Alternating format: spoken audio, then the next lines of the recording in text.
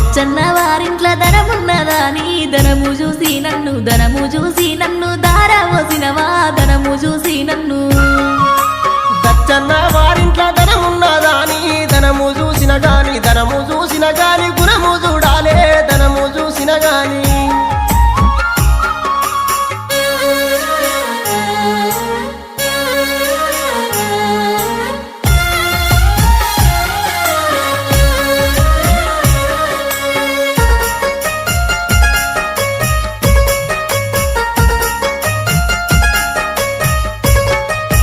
నల్ల వంకాయ కూర తిన్నావా తండ్రి నల్ల మొక పోనీకి దారవోసినవా నల్ల మొక పోనీకి నల్ల వంకాయ కూర తినలేదే బిడ్డ నల్ల మగ